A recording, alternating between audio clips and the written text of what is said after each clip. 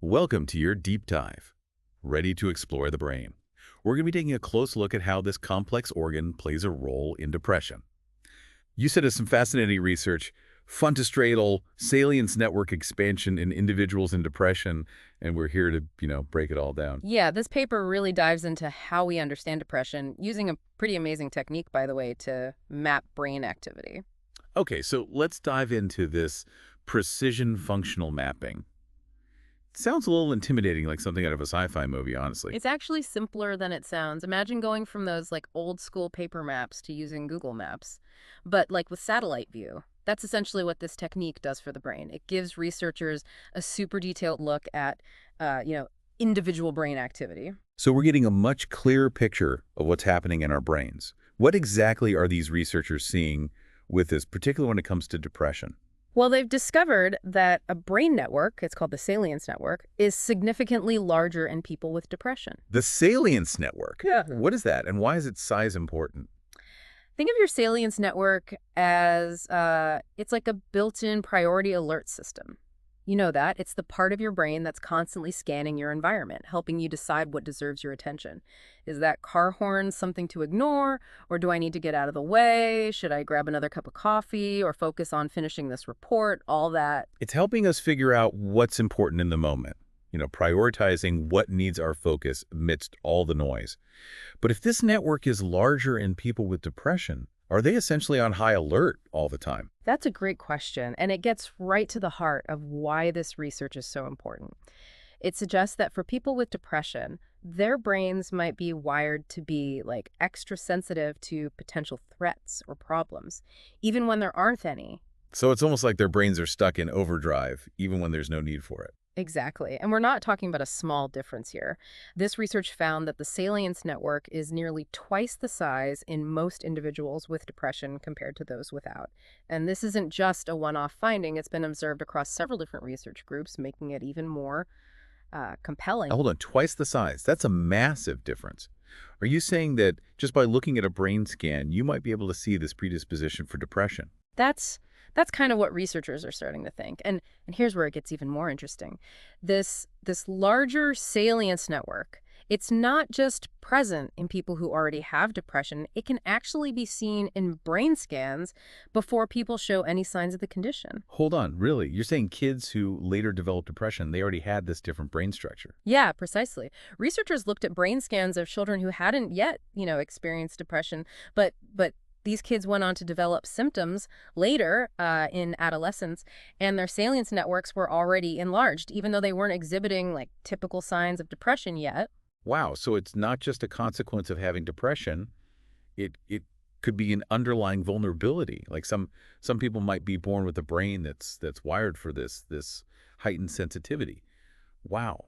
That changes how we think about depression. It really does. And imagine the possibilities if we could identify this vulnerability early on, What if instead of just treating symptoms after they arise, we could potentially intervene earlier, maybe even prevent depression in some cases? Yes, that would be incredible. Early intervention could be a game changer. But before we get too far ahead of ourselves here, this research didn't just look at the size of the salience network, right? They also looked at how the activity within that network changes over time. It's like, okay, we have a bigger engine, but how's it actually running? You're right. That's a crucial part of this research.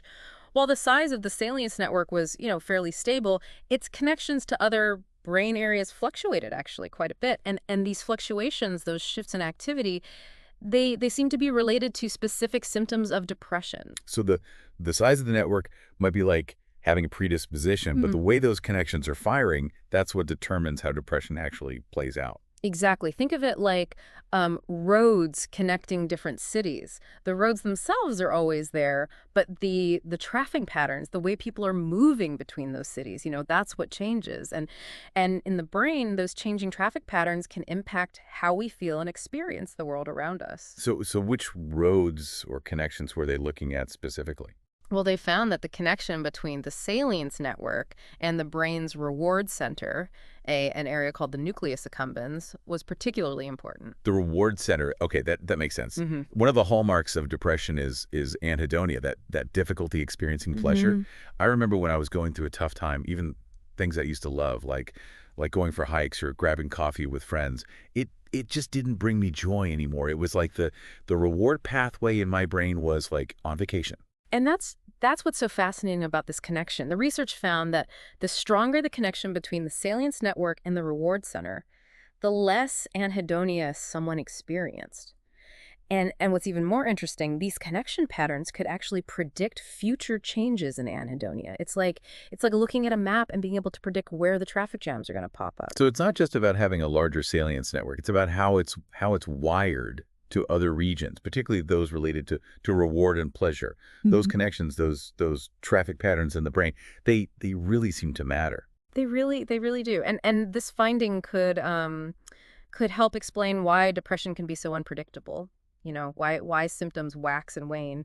It's possible that while the underlying structure, that larger salience network, might be stable, the way it's interacting with other brain regions is constantly shifting, and those shifts might be driving the ebb and flow of symptoms. So we're learning that it's not just about the size of this network, but its connections, right? Yeah. And how those connections might actually be driving the experience of specific symptoms. Yeah. Like anhedonia. It's like this research is giving us this real-time look at how depression is actually playing out in the brain. And the implications of that are huge. If we can understand those connections, those traffic patterns, then maybe we can find ways to reroute the traffic, to Right. change those patterns. We talked about the possibility of early intervention, but are there other ways we might be able to influence these brain networks? Absolutely. The brain is incredibly adaptable. It's constantly changing and rewiring itself in response to our experiences, a quality we call plasticity. And that opens up a world of possibilities. Plasticity. So Yeah. it's not like our brains are set in stone. Not at all. Think of it like this. If our brains are constantly adapting, learning and rewiring based on our experiences, then we might be able to intentionally influence those changes. And that's where things get really, really exciting. Okay, now I'm really interested.